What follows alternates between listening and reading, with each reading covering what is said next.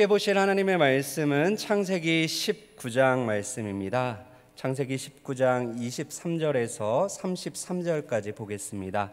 제가 가진 성경은 구약 24페이지에 있습니다.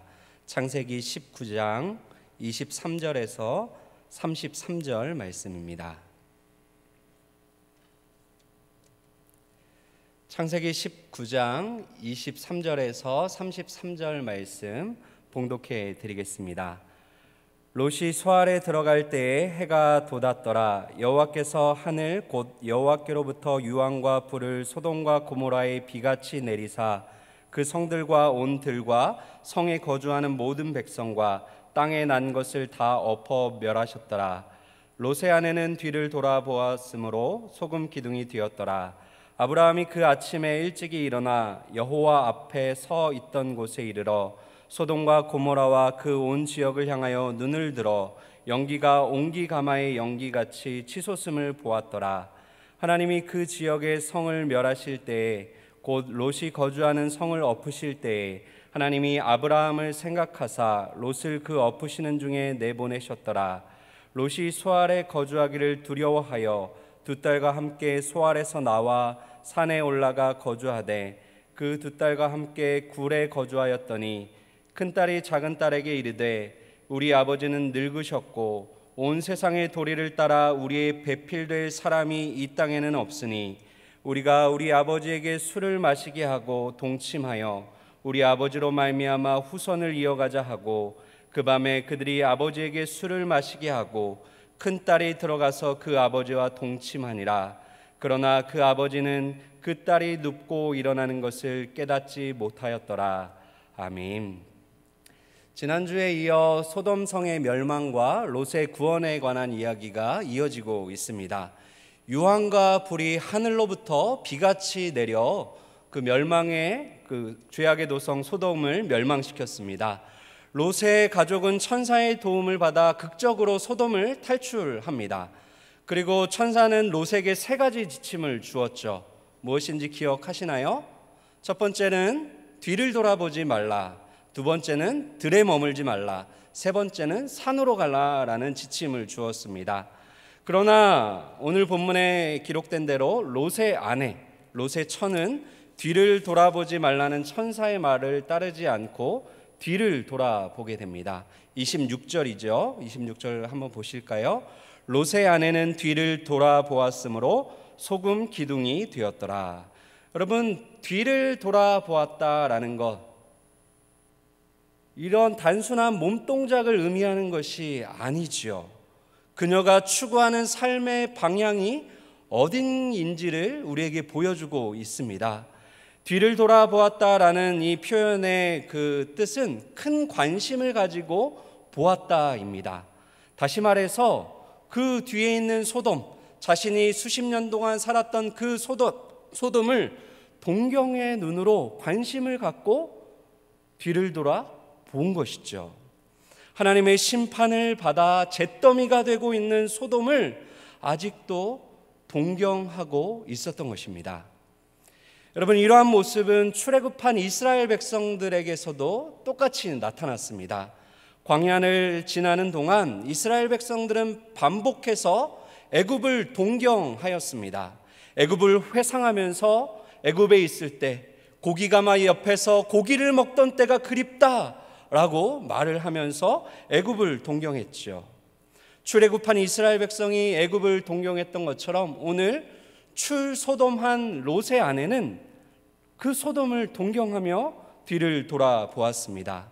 옛 삶에 대한 집착, 소돔에 두고 온 집과 그 많은 재물에 대한 미련 버리지 못했던 것이죠. 여러분, 집착과 미련이 어떻게 없을 수 있을까요? 그동안 어떻게 일구어온 삶의 터전인데 그것이 뒤에 있는데 어찌 미련이 안 생기고 집착이 안 생길 수 있을까요? 여러분, 집착과 미련은 있을 수 있습니다. 그러나 중요한 것은 하나님의 말씀으로 내 안에 있는 그 미련과 집착들, 그 욕망들, 그 감정들을 다루어 내는 것입니다. 솟구쳐 올라오는 나의 욕망과 하나님의 말씀 사이에서 어디로 기울어질 것인가? 하나님의 말씀이 더 무게감을 가지고 나에게 다가와야 하는 것이죠.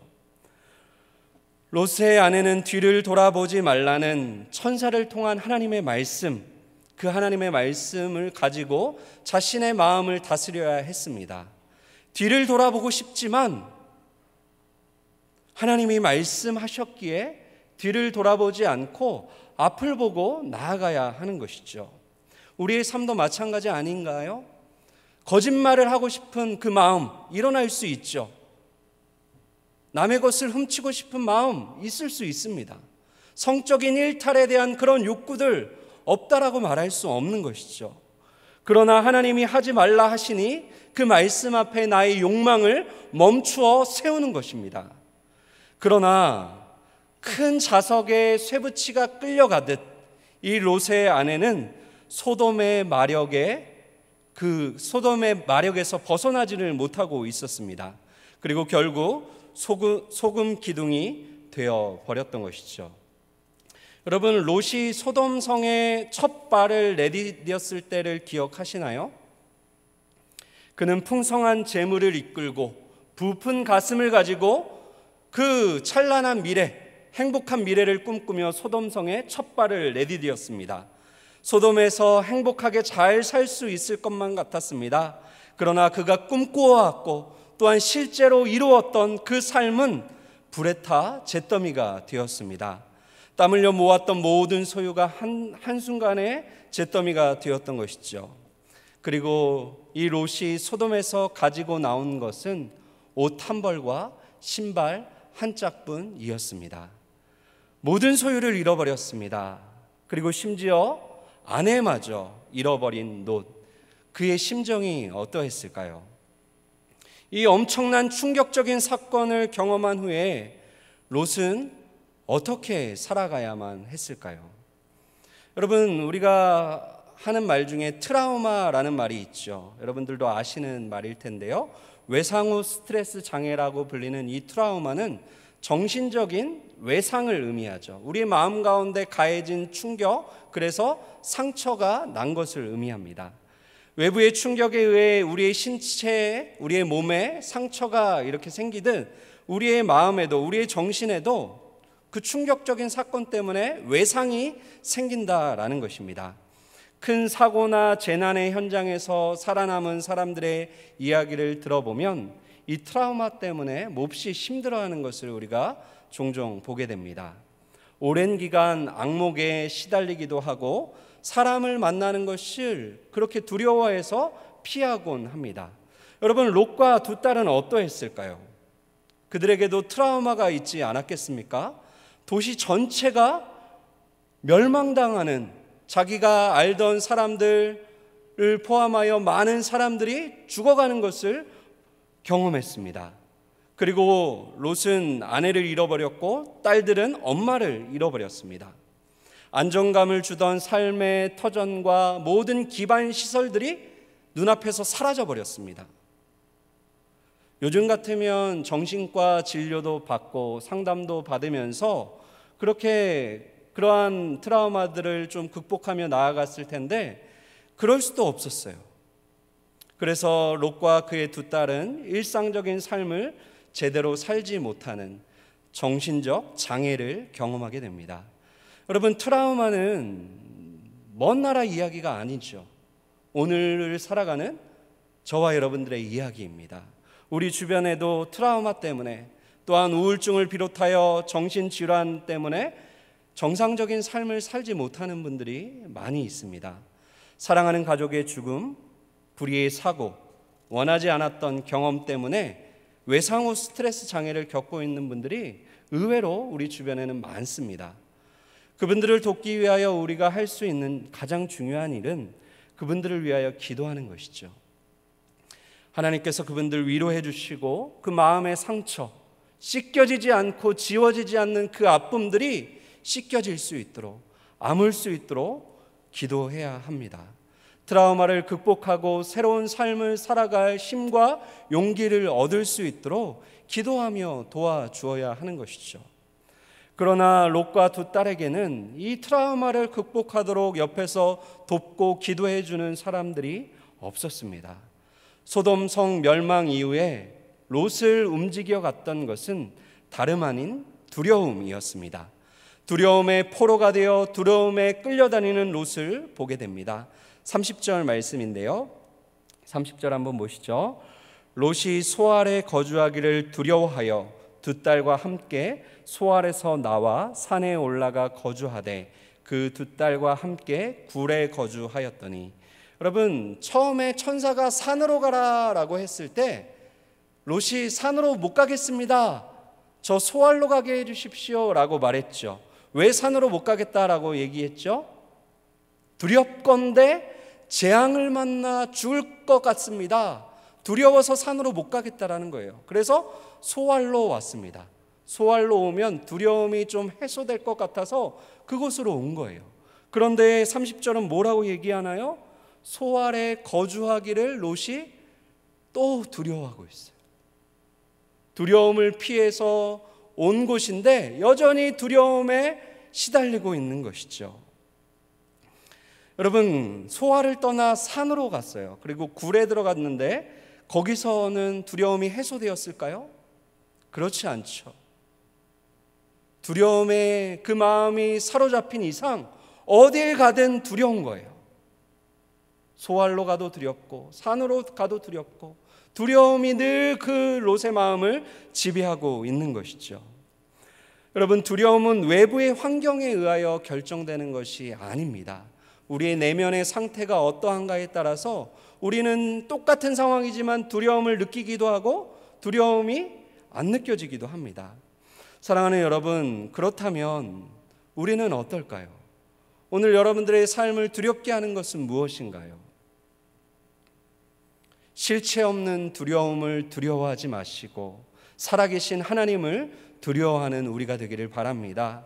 하나님을 경외하는 자에게는 두려움이 사라집니다. 그러나 롯과 두 딸은 하나님을 경외하는 일에 실패합니다. 여러분, 롯과 두 딸은 소돔이 멸망할 때 하나님으로부터 은혜를 입고 긍휼을 입었습니다. 그래서 살 수가 있었죠. 구원의 손길을 경험했음에도 불구하고 멸망 이후에 그들의 삶은 이전과 조금도 나아지지 않았습니다. 진노 중에 긍휼을 베푸시는 하나님의 은혜를 생생하게 경험했음에도 불구하고 그들은 여전히 하나님 앞에 엎드리지 않습니다. 롯과 두 딸이 하나님께 감사했다라는 기록, 하나님 앞에 기도했다라는 기록이 어디에도 없습니다. 여러분, 그 놀라운 은혜를 받았음에도 불구하고 감사가 없는 거예요. 감격이 없고 하나님을 향하여 기도하지도 않고 제단을 쌓지도 않았습니다. 하나님을 경외하는 마음이 그들에게 없는 것이죠. 그러니 어딜 가도 두려울 수밖에 없는 것입니다. 여러분, 하나님을 경외하지 않는 사람들의 삶에 도드라진 특징이 있습니다. 바로 하나님의 말씀을 소홀히 가볍게 여긴다는 것입니다. 하나님의 말씀보다는 항상 자기의 생각과 감정이 앞섭니다. 21절을 한번 보실까요? 21절로 가시면, 그가 그에게 이르되 내가 이 일에도 내 소원을 들었은즉 내가 말하는 그 성읍을 멸하지 아니하리니. 여기서 이제 천사와 롯이 대화를 나누는 중에 이제 산으로 못 가겠다, 소알로 가게 허락해달라라고 했을 때 천사가 21절에서 롯에게 이렇게 말하는 것이죠. 알았다, 너의 소원 들어줄 테니까 소알로 가라. 소알, 그 성읍 멸하지 않을 것이다 라고 분명하게 천사를 통해 하나님이 말씀을 하시죠. 여러분, 그런데 소알로 왔는데 어떤 일이 펼쳐집니까? 소알 사람들을 보니까 원래는 이들도 소돔과 고모라와 함께 멸망을 당해야 되는데 그 롯의 요구 때문에 살아남았어요. 그런데 그들의 삶의 모습을 보니까 소돔 사람들의 모습과 차이가 없는 거예요. 두려움이 생기는 거죠. 이 사람들과 섞여 살다가 다시 하나님이 진노하셔서 이 성읍 멸망하실 수도 있겠다라는 그 마음이 드는 거예요. 여러분, 분명 천사를 통하여 자신이 요구한 대로 그 성은 멸하지 않겠다라고 말씀해 주셨는데 그 말씀이 먼저가 아니라 자신의 두려운 감정, 자신의 생각이 앞서는 거죠. 그래서 롯은 소알에서 살 자신이 없었습니다. 그리고 두려움에 이끌려 이번에는 산으로 갑니다. 말씀이 이끄는 대로 가지 아니하고 감정이 이끄는 대로, 두려움이 이끄는 대로 끌려 굴 속으로 들어갔습니다. 그런데 여러분, 굴 속에서, 그 산 속에서 충격적인 일이 벌어집니다. 여러분, 롯과 두 딸이 남았습니다. 그 두 딸 한번 생각해 보시죠. 롯은 이제 인생을 살 만큼 살았어요. 늙었어요. 근데 이 두 딸들은 아직 살아갈 날이 창창합니다. 그런데 아버지와 함께 산에서 굴 속에 갇혀서 그렇게 살아가는데 무슨 낙이 있고 무슨 소망이 있겠어요? 특별히 이 두 딸은 어머니를 잃었잖아요. 그 친정엄마, 따뜻한 품, 그 위로의 품을 잃어버렸습니다. 또한 소돔에서 그 미래를 약속한, 행복한 가정을 꾸리자라고 약속한 약혼자들, 하나님의 심판을 받아 죽임을 당했습니다. 소돔에서 살면서 누렸던 화려한 삶도 이제는 없어요. 풍요한 삶도 더 이상 없습니다. 늙은 아버지와 함께 굴 속에서 그렇게 그냥 세월이 흘러가고 있는 것이죠. 바로 그때 두 딸은 입에도 담고 싶지 않은 충격적인 대화를 이어갑니다. 31절인데요.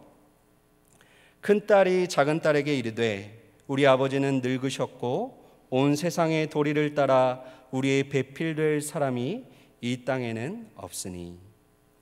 여러분, 두 딸의 말, 두 딸의 대화가 지금 맞는 말인가요? 틀린 말인가요?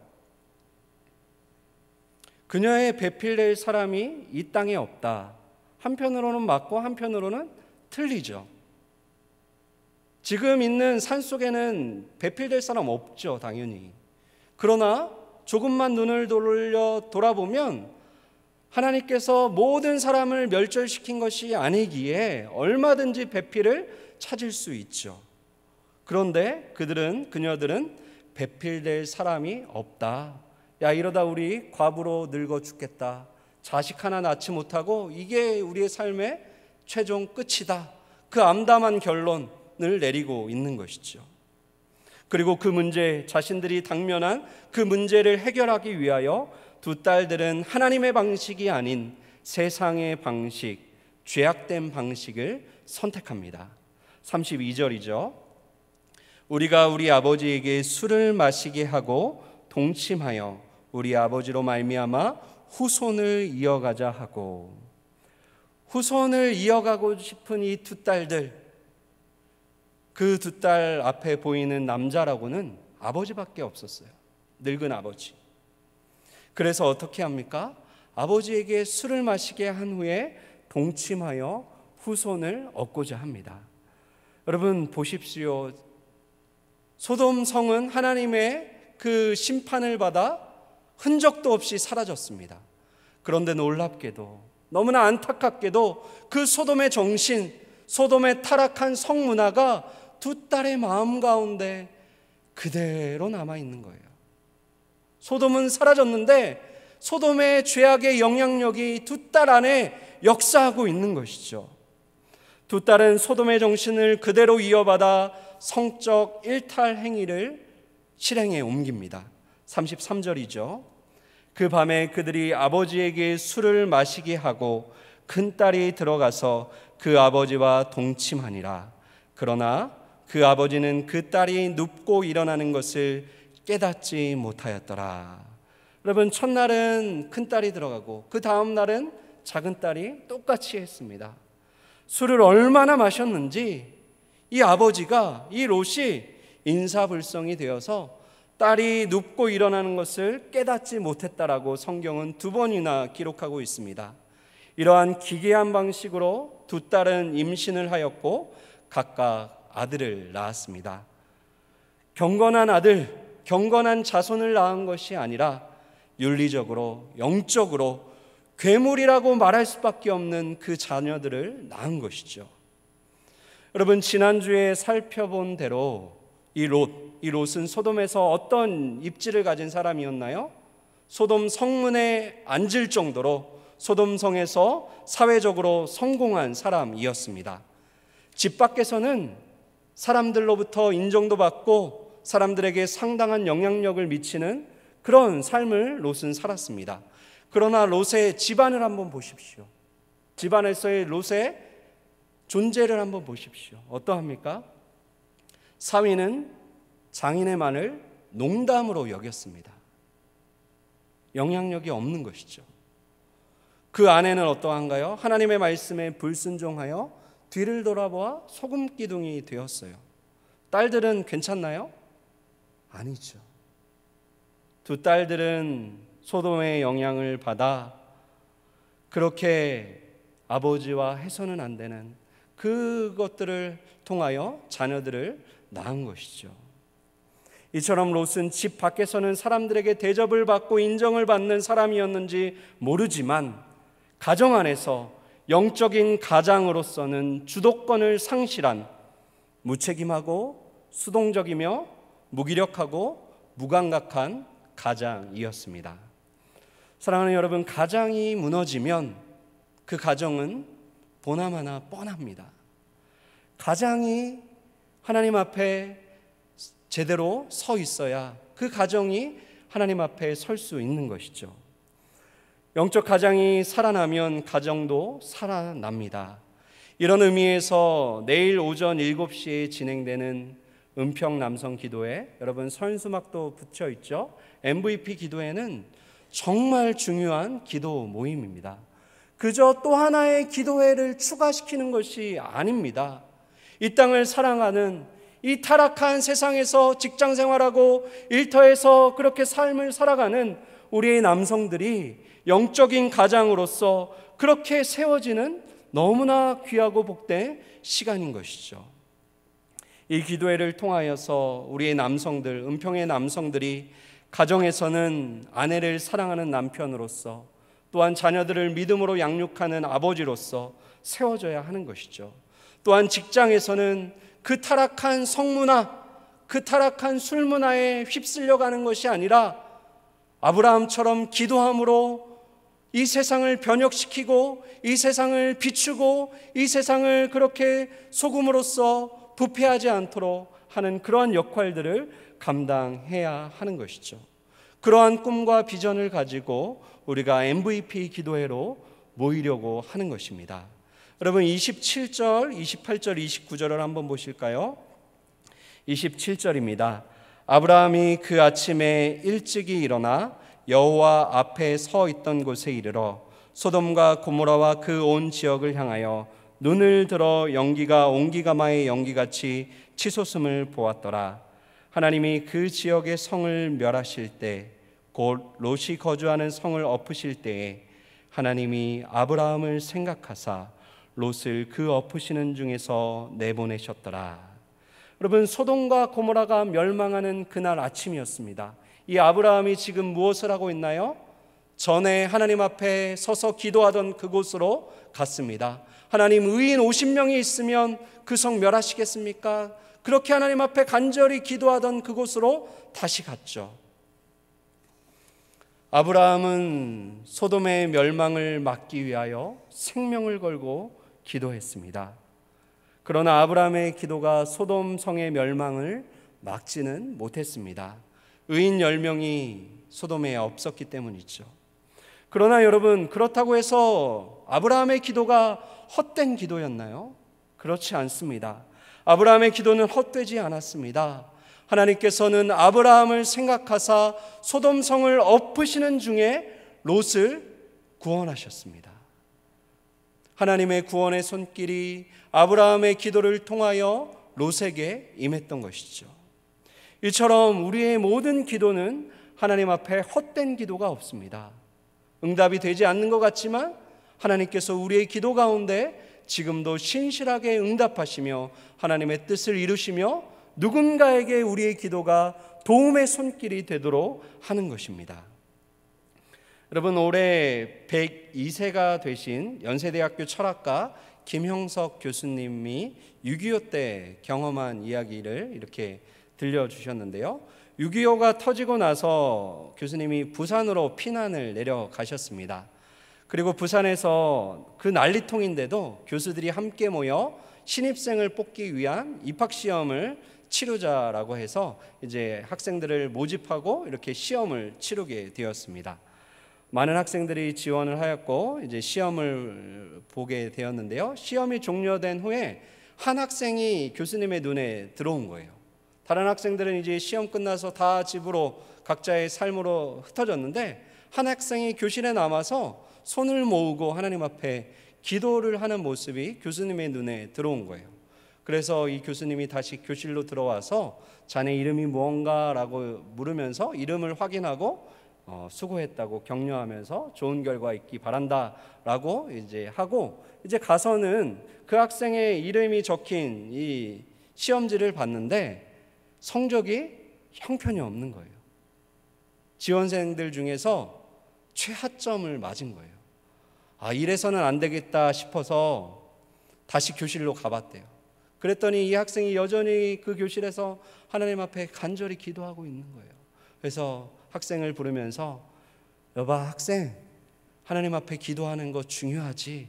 그러나 자네는 공부를 좀 더 해야 할 것 같네 라고 말하면서 올해는 좀 힘들 것 같으니 이제 기도 그만하고 가서 공부하고 내년에 또 이렇게 도전하라고 그렇게 말을 해 주었습니다. 그래서 이 학생이 교수님의 말을 듣고 네 알겠습니다, 그렇게 하겠습니다 하고 대답을 했어요. 교수님이 나가는데 뒤를 돌아봤는데 여전히 기도를 또 하는 거예요. 교수님이 속으로 참 답답하다라는 생각을 하고 이제 나오셨어요. 그리고 교수회의가 있어서 학장실로 갔는데 이제 학장님이 이 김 교수님에게 묻는 거예요. 올해 지원한 학생이 얼마나 되냐고. 그래서 정원보다 조금 더 지원을 해서 탈락하는 학생들이 있다라고 말씀을 드렸습니다. 그러자 학장님이 이렇게 말하는 거예요. 이 난리통에 공부하겠다고 지원한 학생들인데 올해는 다 합격시켜주는 것이 어떨까요? 그러자 그 자리에 모였던 교수님들이 그게 좋겠습니다 라고 해서 그 학생 합격했다라고 합니다. 여러분, 학생의 기도가 낮은 점수를 높이지는 못해요. 그것은 할 수 없죠. 그러나 하나님께서 그 학생의 기도를 들으셨고 입학 기준을 바꾸셔서 모든 학생이 합격할 수 있도록 은혜를 베푸셨던 것이죠. 교수님이 충격을 받으신 거예요. 기도는 그냥 기도하는 게 아니구나. 하나님이 들으시고 은혜 베푸시고 응답을 하시는구나. 그런 경험을 그 학생을 통해 하게 되었다라고 말씀을 하셨습니다. 그렇습니다. 사랑하는 성도 여러분, 아브라함의 기도는 헛되지 않았습니다. 하나님께서 아브라함을 생각하사 기도하는 그 사람을 생각하사 기도하지 못했던, 기도하지 않았던 롯에게까지 은혜를, 구원을 베푸셨던 것이죠. 오늘도 기도하는 사람에게 하나님은 은혜를 베푸시는 줄 믿습니다. 그 마음의 소원을 이루어 주시는 줄 믿습니다. 헛된 기도는 없습니다. 무의미한 기도, 땅에 떨어지는 기도는 없습니다. 내가 원하는 대로 되어지지 않을 수는 있어요. 그러나 그렇다고 해서 기도가 헛되지는 않습니다. 하나님께서는 오늘도 우리의 기도를 통하여 일하시기를 원하십니다.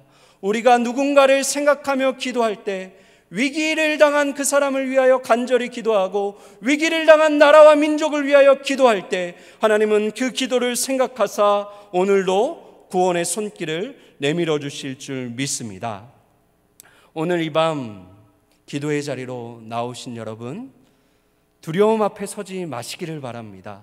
여러분들의 감정에 충실하여 이 밤 하나님 앞에 나아가지 마시기를 바랍니다. 과거의 상처와 트라우마 앞에 서지 마시기를 바랍니다. 하나님 앞에 은혜를 베푸시고 기도를 들으시는 그 하나님 앞에 서는 우리 모두가 되기를 바랍니다. 바라기는 세상의 도리를 따라 내 삶의 문제들을 해결해 나가는 것이 아니라 세상의 방식을 따라 내 삶의 어려움들을 풀어 나가는 것이 아니라 오늘도 은혜를 베푸시는 하나님, 구원과 도움의 손길을 베푸시는 그 하나님 앞에 서서 기도함으로 삶의 문제를 해결해 나가는 저와 여러분들 다 되시기를 주님의 이름으로 간절히 축원드립니다. 우리 이 시간 함께 말씀을 기억하며 기도했으면 좋겠습니다. 여러분, 우리의